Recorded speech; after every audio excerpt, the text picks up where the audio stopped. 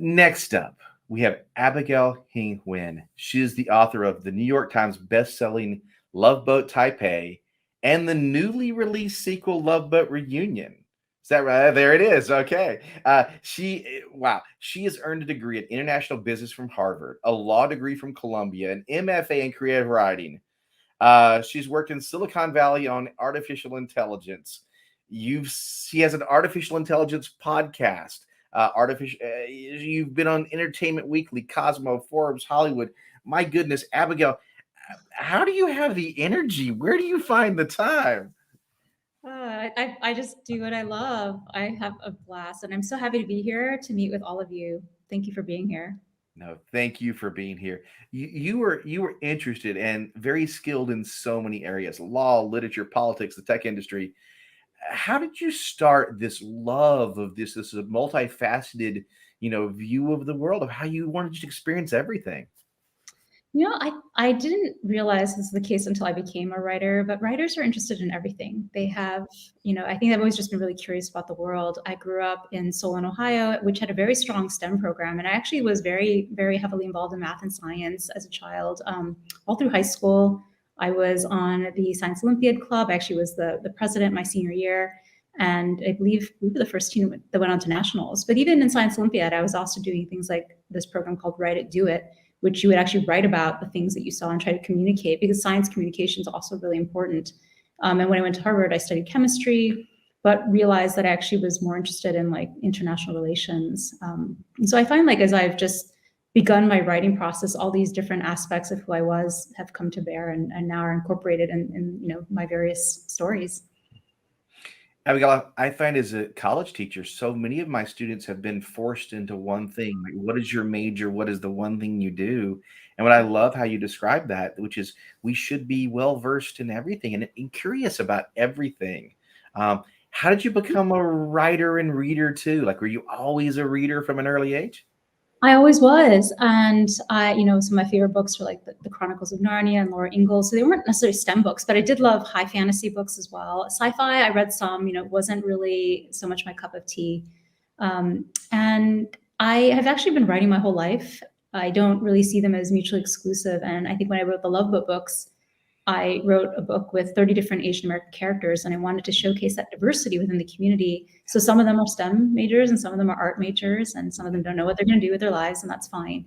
And what I found over time is that my girly girl, who is kind of boy crazy, she goes on this, for those who don't know about the Loveboat program, it's an actual program in Taiwan where parents would send their kids to learn Chinese language and culture and also to find a spouse. And this was actually a real thing. And that's how it got its nickname Loveboat.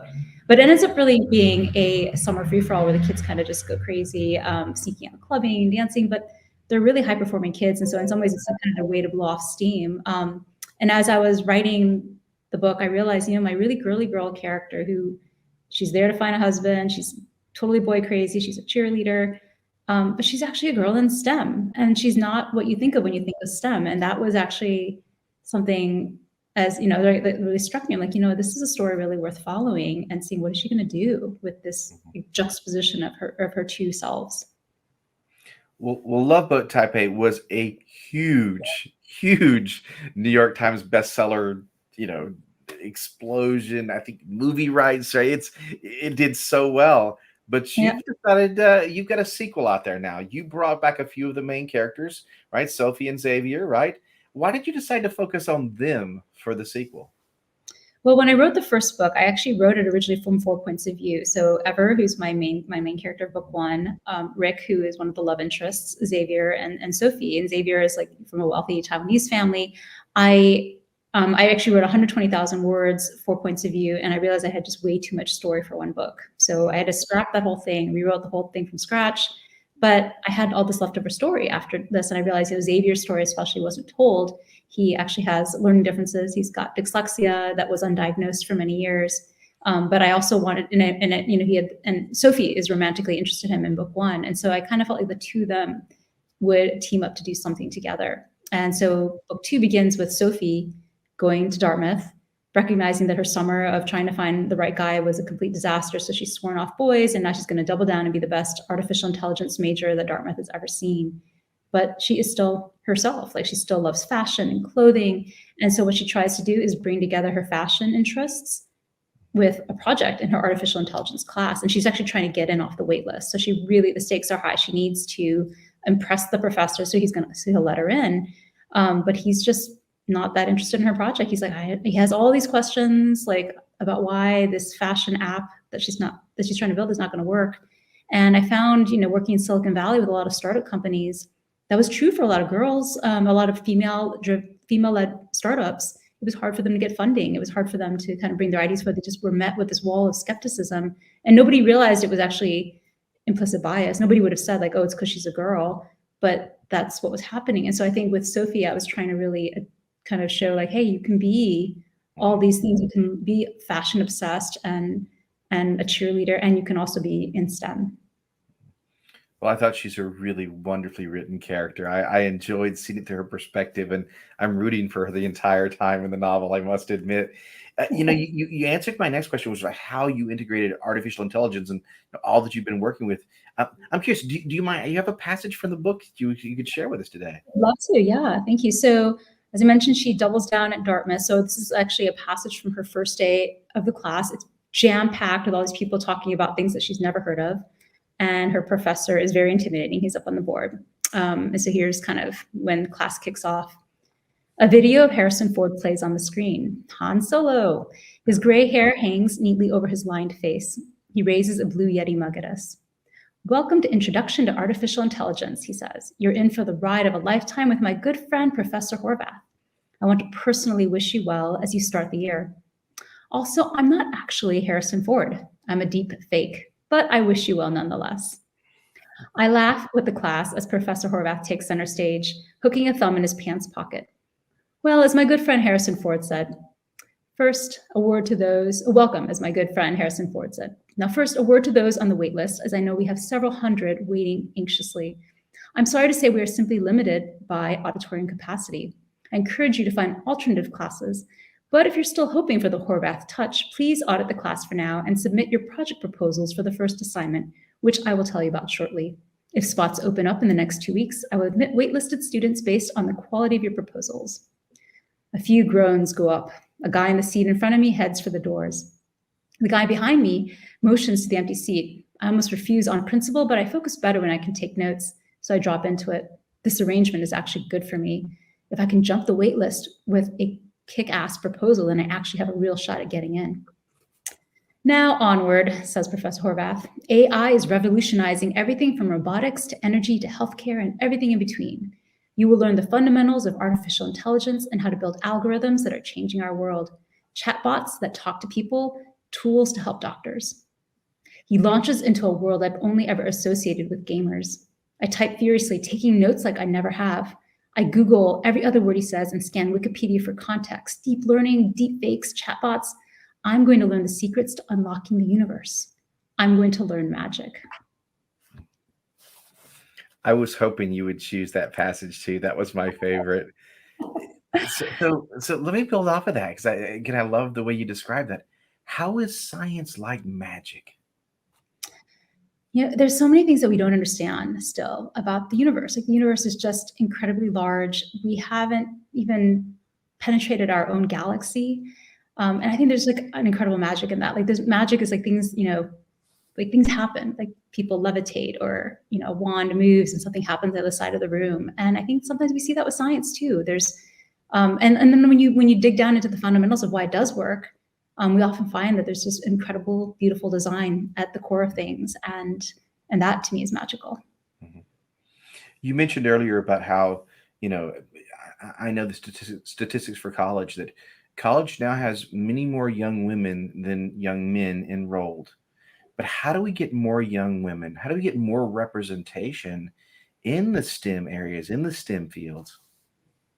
Yeah, it's a really interesting question. When I went to law school, my class was actually slightly more women, but as I rose through the ranks and moved into leadership, the women all started to drop out. And I think there's a lot of factors at play. As I mentioned, I was actually chemistry at Harvard my first year, and then I ended up dropping out too. And I look back on that was the right choice for me. But I wondered if I would have stayed if there had been other women like me in the class, and there just weren't. And so I didn't have friends in my class. I didn't have a community. Like if I went to class and afterwards we all went out for lunch, or went to see the movies together, then maybe that community would have helped tie me there longer. So I think that's part of it, is just building community where girls feel welcomed. They feel like, this is where I belong and I can do this. There's a lot of talk now, like this is what a scientist looks like, and they have like many diverse faces, and I love that movement. And then I think it's like kind of what I was, addressing in the book, like there's many ways of being a scientist, and there is so much that we haven't explored. So one example, in artificial intelligence, a couple of years ago, there was this artificial intelligence human resources app that did not correlate women with leadership roles. And this is actually deeply embedded in the historical data. Like women just historically were not getting leadership roles, and therefore their resumes, even if you stripped out their names and their gender, like their resumes still may have reflected some, feminine past, like maybe ballet or instead of football. And I think it takes a woman being at the table to even notice that this is happening. And it, just in the same way, it takes that diverse person at the table to notice, hey, this AI facial recognition is not working on my darker skin. And so, like, I think empowering younger women to realize, like, they have a special and unique voice to bring to a field that traditionally has not had their voices there. We need to change that table. You're exactly right. Abigail, back to your book. This is the sequel. Are we going to see another adventure? Is there something else that you're working on? I wish I could share more. I will be able to share more soon. I actually do have multiple STEM books that are coming. They're forthcoming, that draw more on the world of artificial intelligence, of technology. I have a short story that is out in the world called The S.T.E.A.M algorithm. And it's about a kid in Silicon Valley whose girlfriend gets kidnapped, and he builds an algorithm to find her using idiom. So that, again, that's another tie-in between like the language and the sciences. But yeah, I have many more projects that are kind of just coming out of my time in Silicon Valley. I can't wait to see those projects and read that story too. Where can I find that? So that is actually in an anthology with Macmillan that came out in January called Serendipity. So this is actually the funny thing about my books. They are romantic comedies. And so people don't actually think, oh, STEM or girls in STEM. And same with like my short story. It's in an anthology of rom-com, YA rom-com stories. But that's partly, I think what I'm doing is like, as girls are reading these romantic comedies, they also find like, hey, and I can also be a girl in STEM and love romantic comedies. I found when I was researching your book, when you go to the chat rooms that discuss your book, you have changed so many lives. Everyone says exactly what you're saying there. Like, I expected to read it for this reason, but instead, this is what I found. And it was universal throughout them how many people you've inspired, not only to read a great book, but to truly get involved in these things that are not, encouraged perhaps by parents or others. And I love that. And again, such an inspiration. So thank you. Thank you. I'm happy to hear that. And off the record, you can tell me what's coming next, because I'm so curious. Now I'm hooked. Thank you. I will say the film is coming. Yeah, the film, we wrapped filming. It's all announced. We have Ashley Lau starring as Ever Wong, Ross Butler starring as Rick, and a number of other folks. So I'm so thrilled with the film and excited to share it with the world. When can we expect that? So no date's been announced yet, but what has been announced is the casting. We filmed, and Lionsgate is on board as our global distributor. And Ashley actually was recently cast in The Hunger Games, which is super exciting. I cannot wait.